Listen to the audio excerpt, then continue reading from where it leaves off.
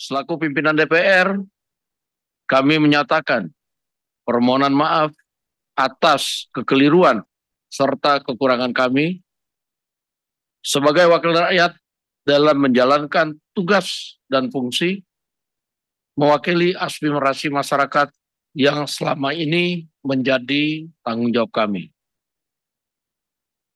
Tentunya permintaan maaf ini tidak cukup tanpa evaluasi dan perbaikan secara menyeluruh dan akan dilakukan dalam waktu yang sesingkat-singkatnya.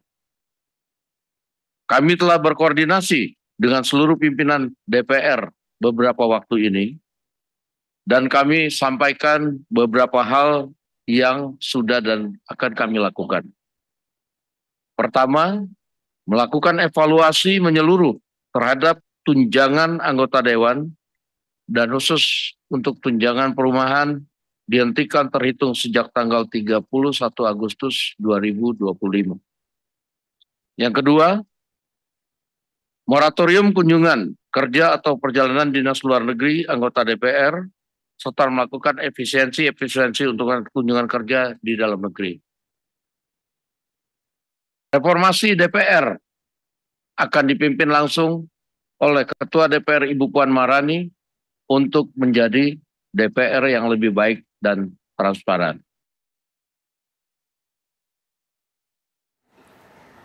Baik, kita lanjutkan pemirsa pembahasan malam hari ini tentunya untuk mengawal aspirasi rakyat yang coba disampaikan lewat pimpinan DPR kemarin, Bang Slamet. Ya. Kalau dari pernyataan Sufmi Dasko Ahmad, Wakil Ketua DPR, paling tidak ada beberapa poin yang bisa kita highlight. Permohonan maaf atas kekurangan pelaksanaan tanggung jawab dan juga merespon dari tuntutan-tuntutan yang ada tadi disebutkan secara detail. Nampaknya responnya cukup cepatkah atau harus seperti apa lagi, Bang Slamet?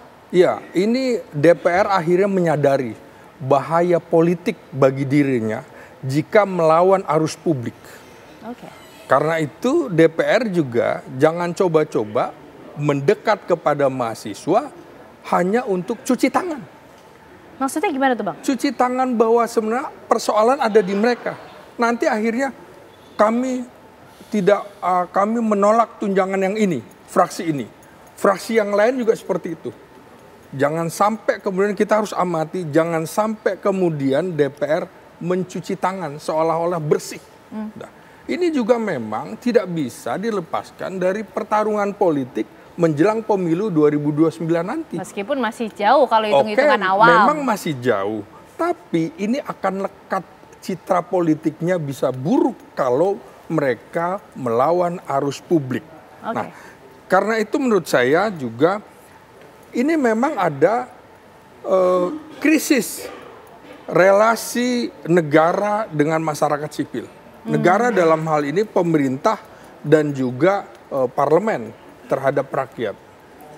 Mereka menempatkan dirinya sebagai elitis, sementara rakyat di bawah jauh. Karena itu juga betul-betul ini kita harus ketok hati nuraninya bahwa kau itu pelayan rakyat. Betul. Maka kau betul-betul harus melayani rakyat, jangan merasa jadi raja. Nah, keseriusan itu Bang Slamet juga nampaknya diekspektasikan oleh rakyat harus segera dipenuhi ini 17+8 yang ramai juga diperbincangkan di media sosial soal tuntutan tersebut. DPR juga harus menandai itu. Penting untuk kemudian mewujudkan sesingkat-singkatnya tadi kata Sufmi Dasko Ahmad. Iya, jangan sampai ini juga jadi hanya gerakan kooptasi gitu. Mempengaruhi mahasiswa seolah-olah mereka bersih. Kemana aja selama ini? Tuntutan-tuntutan rakyat kok nggak bisa dipenuhi? Misalnya dibuat, dilokalisasi, setiap ada unjuk rasa di depan, ya kami juga dulu aktivis mahasiswa. Kami juga biasa berdemo gitu ya. Apa sih susahnya diterima segala macam? Kok selalu dibuat seperti ini dari tanggal 25? Mana ada yang diterima dan segala macam. Nah ini mereka merasa dirinya elitis.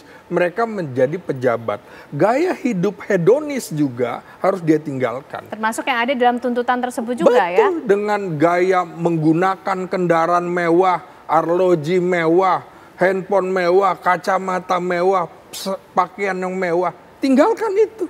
Jadi sebetulnya tuntutannya sudah sangat jelas disampaikan oleh rakyat. Krisis ini, kita krisis ekonomi, sosial, dan politik.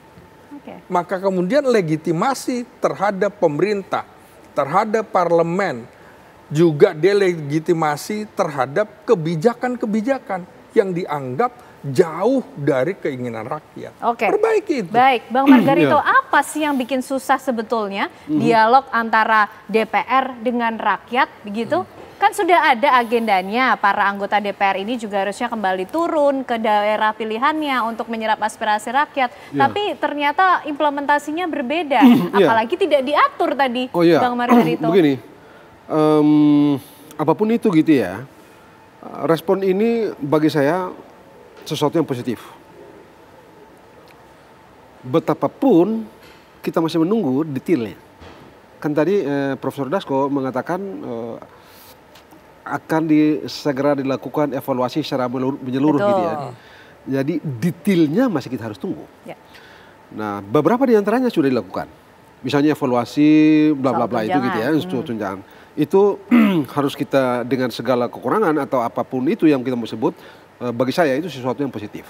Selebihnya masih kita harus detailnya masih kita tunggu lagi. Sebagai orang tata negara, sebagian di antara hal yang terjadi itu tidak sepenuhnya berada dalam kerangka kerja atau wewenang DPR. Sebagian di antaranya ada di Presiden sebagai pemerintah pelaksana gitu ya.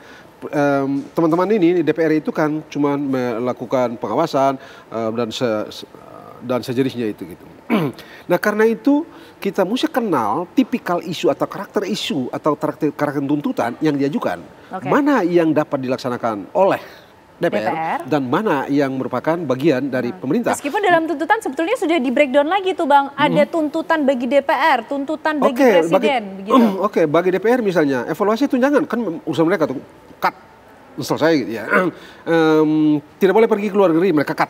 Tadi yang dibilang itu di cut itu, selesai, itu kan di dalamnya itu. Lalu evaluasi hal-hal lain. Ya kita belum tahu detailnya apa yang hal lain yang mau dievaluasi itu apa detailnya kan kita belum tahu tuh. Kita masih nunggu gitu. Nah, kalau kita baca di tuntutan yang 15 itu kan sebagiannya bukan dia. Sebagian bukan semua DPR, tapi DPR ada juga gitu ya. Ada Presiden. Di pemerintah. Misalnya kalau saya baca tadi itu, misalnya membebaskan teman-teman yang anak-anak yang ditahan sekarang ini yang berada di berbagai macam Polres dan Polda sekarang ini. Kan itu bukan urusan DPR itu. Paling mungkin DPR adalah meminta atau meminta kepada Kapolri misalnya untuk bagaimana merespon ini begitu ya. Nah, di titik itu kita memang mesti pilah betul mana yang merupakan kewenangan DPR dan mana yang merupakan kewenangannya Presiden. Termasuk juga yang menjadi kewenangan Ketua Umum Partai Politik karena ada juga tuntutan yang disuarakan untuk Ketua Umum Parpol. Itu dia kan. Nah, untuk kewenangan Ketua Umum Parpol, kalau tidak salah yang saya dengar, misalnya mereka sudah memberhentikan, jelas mengusulkan pemberhentian beberapa orang yang kemarin kita sempat bicarakan itu ya, pemberhentian nonaktif itu kita tidak dikenal di dalam hukum kita dan akhirnya mereka merespon apa itu pembicaraan kita itu dengan langkah yang konkret yaitu langsung memberhentikan mereka gitu ya. Nah itu kan sudah dilaksanakan, selebihnya belum. Kalau kita lihat juga detail 17 itu tuh, misalnya pembentukan dewan outsourcing, apa badan yang menangani perburuhan itu. Kemudian kalau tadi saya dengar juga di demonstrasi tadi itu yang teman-teman buruh itu mereka misalnya mafia tanah. Mafia dan soal perburuhan turunannya semakin banyak. Nah, semakin banyak itu ya. Nah, itu kan tidak di mereka. Ada juga, tapi ada isu juga di yang 17 dan plus 8 itu, sebagiannya adalah konkuren antara Presiden dan pemerintah. Misalnya, penghentian TNI, suruh mereka TNI itu kembali ke barat dan atau tidak boleh ada di jalan dan seterusnya. Nah itu isu yang tidak bisa diputuskan sendiri oleh DPR gitu. Itu memang mesti dibicara detail betul. Sebab kalau tidak, jangan-jangan itu menjadi instrumen bangsa ini yang bisa habis. Begitu itu gitu. Karena itu misalnya teman-teman DPR dan pemerintah saya sarankan untuk misalnya belajar dari Amerika Serikat tentang pengelolaan situasi nasional kayak begini gitu ya. Misalnya ini situasi kita sekarang begini. Teman-teman tentara itu turun di jalan sekarang ini karena ada keadaan seperti ini. Ya, ada bakar sana, bakar sini, macam-macam itu gitu ya. Di Amerika Serikat itu ada National Security Act. National Security Act, ada Internal Security Act, ada National Security Council gitu ya. Nah, kita punya enggak itu?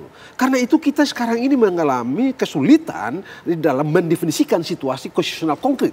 Kapan tentara masuk, kapan kemudian cukup polisi saja dan seterusnya. Siapa yang memberikan perintah itu? Itu yang kita tidak miliki sekarang. Amerika bikin itu dari tahun 48. Oh, itu yang tidak dimiliki oleh Indonesia. Itu kita tidak miliki sekarang. Karena itu di Amerika Serikat juga kan militer masuk di batas tertentu. Kalau integritas wilayahnya itu sudah dalam tanda petik mulai terancam, militer mesti masuk. Tidak bisa tidak. Itu Amerika yang kita bilang bahnya demokrasi. Begitu ya. Nah, kita tidak miliki. Ini kita mesti perdalam betul untuk bicara ini. Jadi kita tidak setengah-setengah.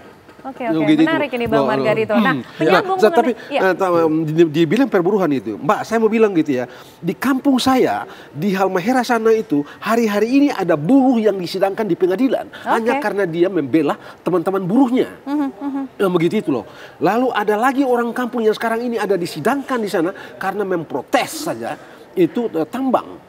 Ada sekarang ini disidangkan di Halmahera. Itu baru di Halmahera. Belum ada Indonesia ini. Secara keseluruhan. Nah, sayangnya pada titik ini saya mesti akui bahwa ada tadi yang Bang Slamet bilang fungsi representatif itu terlihat tidak teragregasi secara baik. Yes, kan ada DPD, ada DPR yang mewakili Maluku Utara begitu ya. Soal ini tidak tersampaikan ke DPR. Di mana tersumbatnya? Di mana? Padahal orang ini, tadi kan Anda bilang tadi, orang ini kan bolak-balik juga turun ke kampung tuh. Nah ini ada soal bahkan ini. dananya besar juga. Dananya juga besar juga. Nah soal ini teman yang sekarang disidangkan di Tobelo itu, di Halmahera Barat itu, di Halmahera Utara itu, dan satu lagi ada di Halmahera Tengah, yang ini tidak tercover oleh teman-teman yang wakili Maluku Utara, baik DPD maupun di DPR gitu ya. So apa? Jadi ini problem kita. Cukup banyak sebenarnya dari segi konseptual maupun praktis gitu ya. Nah, saya tidak tahu bagaimana sekarang ini pemerintah merespon dan DPR merespon itu. Tapi apapun itu, di batas tertentu respon DPR sekarang ini menurut saya rasanya ini yang paling mungkin dilakukan pada hari ini. Tapi memang kita mesti akui bahwa detail evaluasi, detail perubahannya kita masih tunggu. Dan kayaknya saya setuju dan beliau mesti kita kawal. Betul, sepakat harus kita kawal penuh ini. Bang Slamet, tadi menyambung apa yang disampaikan oleh Bang Margarito, tuntutannya memang tidak hanya semua ke DPR, ada juga ke Presiden. Nah, pertanyaannya, bagaimana komunikasi politik yang harus dilakukan antara DPR dan juga Presiden sehingga bisa menjawab tuntutan yang saling berkesinambungan ini, Bang Slamet? Ya, saya kira apa yang dikemukakan rakyat itu sebenarnya minta supaya ada komunikasi publik yang buruk yang dilakukan juga oleh elit di pemerintahan, oleh elit di parlemen, itu juga harus diperbaiki. Ini kan yang menyakitkan hati rakyat ketika komunikasinya buruk, komunikasi publiknya buruk. Jadi persoalan komunikasi ini tidak bisa diabaikan hanya nanti juga kemudian akan reda sendiri. Tidak. Ini persoalan di Indonesia ini menjadi isu di 3 benua. Baik di Asia, Eropa, dan Amerika. Kok bisa terjadi hal ini di Indonesia? Dan negara-negara lain juga tertawa. Negara sebesar Indonesia tidak punya yang namanya Dewan Keamanan Nasional. Hanya negara-negara terbelakang yang belum punya Dewan Keamanan Nasional. Dan itu termasuk Indonesia. Harusnya tidak cukup hanya Dewan Pertahanan Nasional. Dewan Keamanan Nasional bagi saya urgen harus segera dibentuk. Karena ini untuk menghadapi ancaman-ancaman yang sangat hibrida. Ketika kemudian ancaman bahwa ini ada persoalan elit global, maka yang dihadapi seperti apa? Ini ada kemudian serangan cyber. Loh, ini kan kemudian meluas kemana-mana dan banyak hoax. Jadi ini persoalan kerusuhan juga. Ini ada persoalan bagaimana. Ada penyebab sebelumnya sebetulnya sudah bisa diantisipasi harusnya. Jadi harusnya ada. Ujung tombak untuk melawan komunikasi, Komdigi. Untuk melawan perang cyber, Badan Siber Sandi Negara. Orang yang masuk asing bisa jadi keamanan dari sisi imigrasi. Jadi betul-betul leading sektornya tergantung persoalannya di mana. Saya kira harus juga pemerintah serius. Ini momentum karena kerusuhan ini berpotensi juga menimbulkan disintegrasi termasuk separatisme.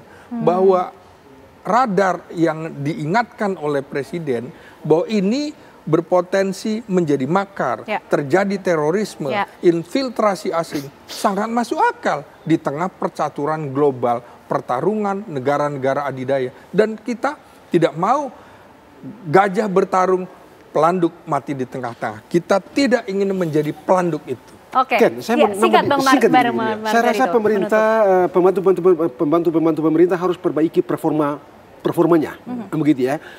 Pastikan kegiatan-kegiatan pemerintah itu betul-betul connected dengan urusan perut rakyat hari-hari ini. Itu perlu gitu ya. Pak Presiden itu betul berkali-kali beliau bicara mengenai persatuan nasional, gotong royong dan seterusnya. Gagasan ini mesti diterjemahkan menjadi bentuk ke dalam bentuk program dan kegiatan. Nah, apa bentuknya? Pemerintah seharusnya, pembantu-pembantu pemerintah, pembantu-pembantu presiden itu mesti pikirkan. Soal-soal seperti tadi yang saya bilang itu juga mesti dikenal oleh pembantu-pembantu pemerintah. Harus betul-betul dikenal gitu. Kita bicara bola-balik, urgen betul kita pertahankan persatuan dan kesatuan, gotong royong dan seterusnya. Terjemahannya, so apa? Dalam bentuk program dan kegiatan. Ini mesti dirancang oleh pemerintah di hari-hari ini dan ke depan. Siapa tahu dengan kegiatan itu, misalnya pemerintah, presiden dan atau pemerintah itu menjadi lebih dekat dengan rakyat. Dengan program misalnya itu menerjemahkan saja itu program persatuan dan kesatuan itu. Dulu di tahun 50-an di masa liberal itu ada program yang namanya civic mission atau civic building. Mungkin kita perlu terjemahkan itu dalam semacam nation and character building. Nah, kita turunkan itu dalam program-program teknis. Mungkin itu Kementerian Dalam Negeri melalui Kesbangpol mesti menemukan cara untuk menata rakyat ini, membuat agar mereka memiliki pemahaman, bukan pemahaman gitu ya. Oh iya, sense of belonging kita sebagai bangsa begitu terhadap negara ini dan seterusnya. Itu mesti di-create, tidak bisa tidak. Oke, menarik nih. Semakin malam semakin menarik perbincangannya, tapi sayang sekali waktunya terbatas. Kita tentu masih akan terus mengawal, tapi ya Bapak-Bapak ini menjadi momentum serius tentunya perbaikan bagi banyak pihak, khususnya DPR, pemerintah, dan para pejabat untuk lebih lagi membangun negara yang baik. Kita tunggu bagaimana respon nyata dari DPR terhadap tuntutan-tuntutan yang disampaikan oleh rakyat Indonesia. Terima kasih untuk perbincangannya malam hari ini bareng Margarito, Bang Salman juga sehat selalu semuanya. Usai jeda pemirsa, kami masih akan menghadirkan informasi lainnya untuk Anda di Apa Kabar Indonesia Malam.